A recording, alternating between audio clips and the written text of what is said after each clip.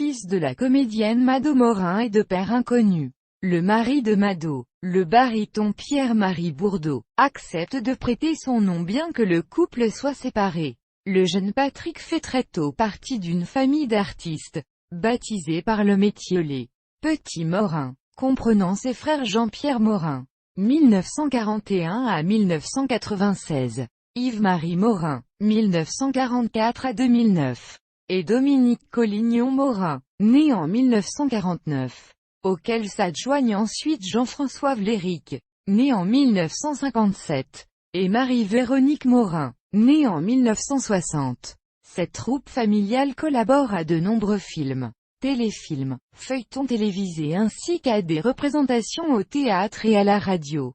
En 1946, séparée de son mari Pierre-Marie Bourdeau, Mado Morin est nommée directrice des théâtres municipaux de Saint-Brieuc et de Morlaix. Le dimanche 26 janvier 1947, le petit Patrick vient au monde à Saint-Brieuc, où il ne restera que quelques mois avec sa mère avant de rejoindre la région parisienne. Après une rupture douloureuse, sa mère épouse Georges Collignon, déjà père de 2 jeunes garçons.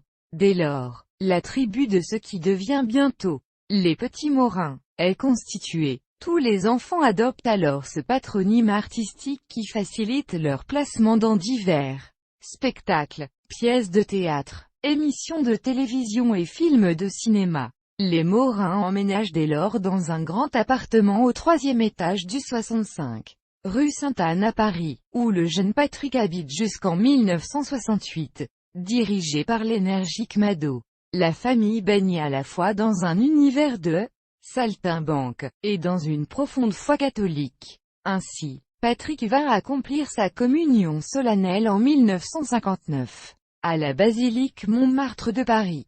Côté professionnel, il fait ses débuts en 1950, âgé seulement de 3 ans, sur les planches du théâtre de Chaillot dans Primrose de Robert de Flers, où sa mère tient aussi un rôle.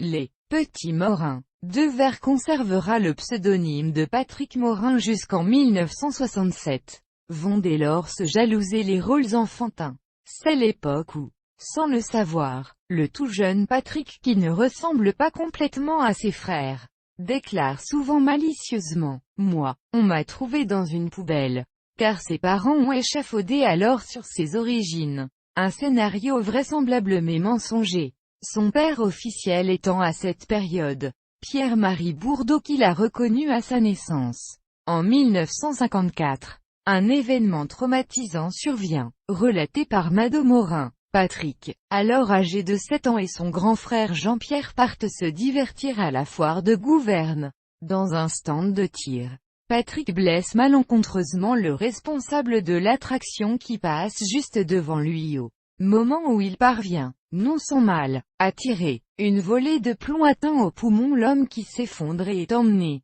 quelques minutes plus tard, en ambulance sous les yeux du jeune garçon, particulièrement affecté par son geste malheureux. Mado Morin raconte qu'il en a été malade. À cette période, il est inscrit à l'école publique primaire de la rue de Louvois où il fait la connaissance de Francis Huster.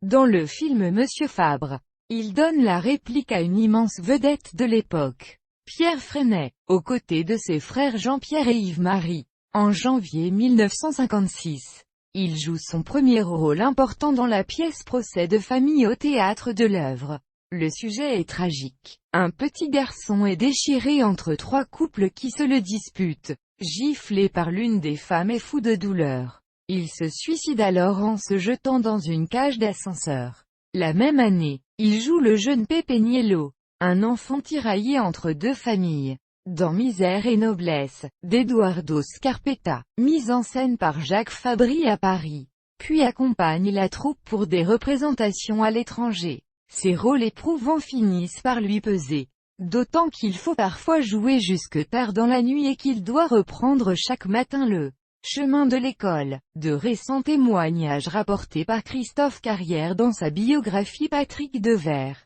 Une vie, révèle que l'enfant aurait subi des abus sexuels de la part d'un adulte, membre de sa famille. Selon les mêmes témoignages, ces événements auraient contribué à forger sa personnalité. à la fois rebelle, fragile et tourmenté. Durant cette période, il joue la comédie au théâtre et intervient dans différents films dont certains sont signés par des personnalités reconnues comme Marc Allégret, Gene Kelly ou encore Henri-Georges Clouzot. L'enfant est vif, jovial et turbulent, toujours prêt à en découdre avec l'autorité.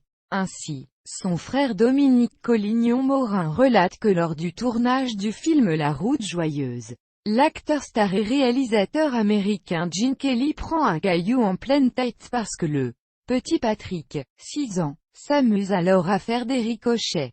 Pour les punir, on les enferme dans une chambre d'hôtel. En représailles, son frère et lui vont la mettre à sac. En 1958, il se retrouve avec son frère Yves-Marie au cirque d'hiver pour jouer la comédie-spectacle Jimmy Boy et Davy Crockett où il monte à cheval et tire sur des Indiens aux allures de cascadeur et de clown. Il se voit confier peu à peu des rôles de plus en plus importants.